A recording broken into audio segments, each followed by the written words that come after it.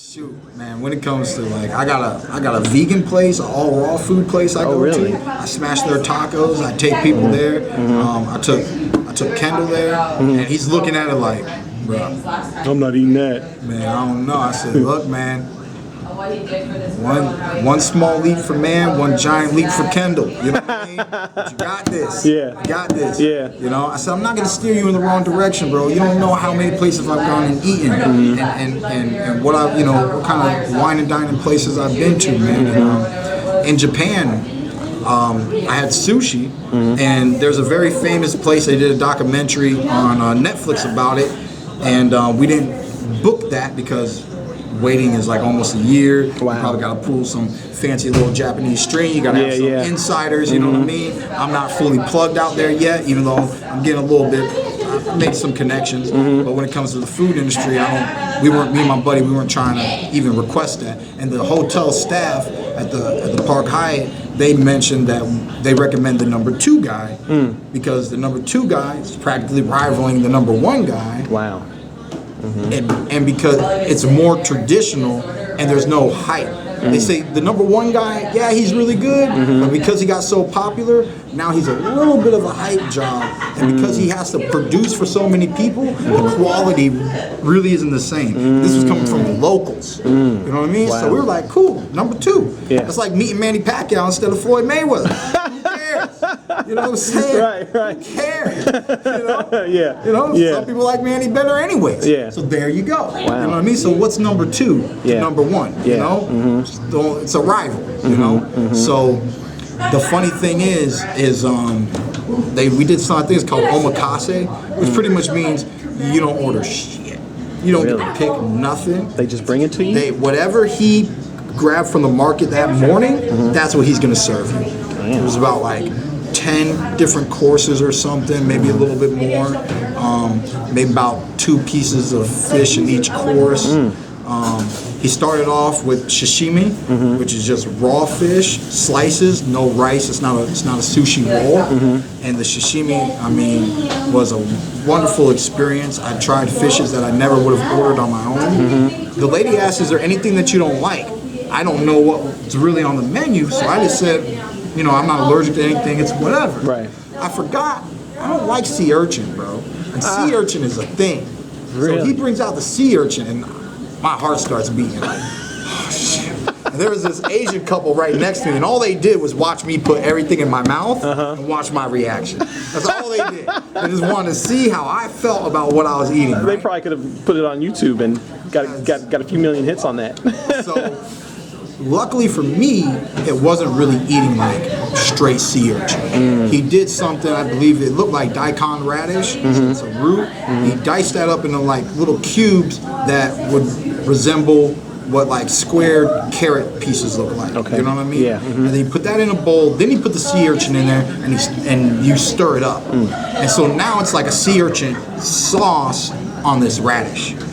And that was manageable for my palate. Okay. And I was really happy about that. Yeah. Because last thing I want to do is disrespect them by spitting some food up. Yeah, you know what I mean? yeah, for sure. So the next other thing that I wasn't aware was going to be on the menu was oyster. Right? Raw oyster. Now, luckily it was only one, right? But I didn't know that it was going to be like King Kong's oyster. Okay? Japan's known for like all these small, cute things. Yeah. Everything. Man, the shell was this big. Wow. Okay, the shell was the size of a small plate, and then what I had to eat was like that big. Dang. It was fat. So it wasn't one of those quick. No, and I'm not a good slurper anyway. Yeah. Because it's not my forte. Yeah. It's not what I do. And it's not like he gave you the horseradish sauce and all the things like we do in America. They just, here you go. Apparently it's very famous, very popular because it's like probably the world's biggest oysters out there. You know what I mean? They're known for that. I didn't know they were known for that. I don't know everything about that island, you know? So I'm like, here you go, champ, here you go, champ, here you Lips go, quiver. champ, just do it. Boom.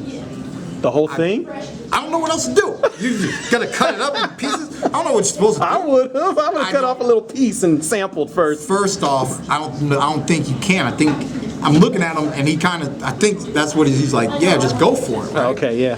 So I do, it's in my mouth. I'm a chewer. I don't know, you know what I mean? Yeah. I chew my oyster. I chew all my food. Yeah. So it's natural for me.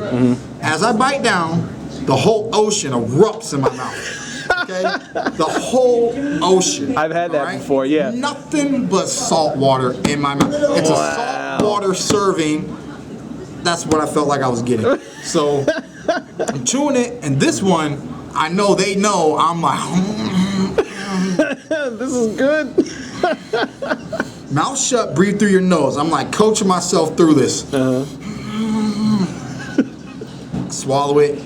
No regurgitation or nothing. I didn't feel bad. My boy, he had a He had a moment. Step out for a moment. And then luckily after that, we started getting the rice courses. Okay. Right? Yeah. And You should be pretty safe with rice, I would think. Well, I'm saying like now he's making rolls. Right, that's what I'm saying. Like at least you have the rice there to cover up anything that you might not like. Flavor, yeah. The best thing about eating sushi in Japan, outside of the overall freshness and the amazing flavor of their tuna out there, outside of that, it is all about the fresh wasabi. We do not get fresh wasabi in America. They make fresh wasabi. They just have it and they grind it and then they scoop it off and give it to you. Wow. And it's just overall, it's not even like spicy or anything. It's the freshness. Sushi, from my knowledge, me and my boy were in a hotel room after that night. He like wanted to research and be more educated. Like, how did sushi even come about? And according to Wikipedia, it was one of the world's first original fast foods.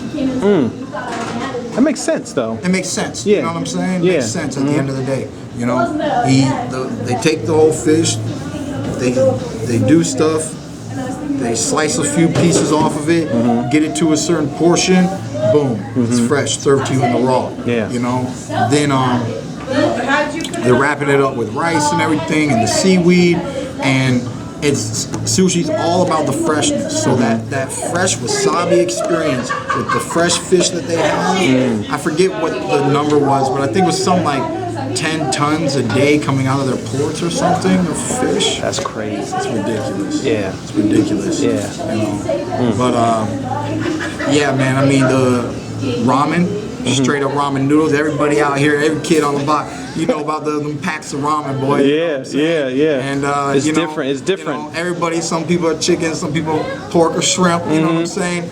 But it is different out there. I mean, it's a nice, healthy portion. It's big bowls of ramen. You know, and actually the first night we were there, we had ramen, and it was amazing. Their steamed dumplings were superior to the steamed dumplings out here. And like the way you get Chinese food here and stuff, it's nothing to the way the authentic food is in Japan, man. So Oh, thank you.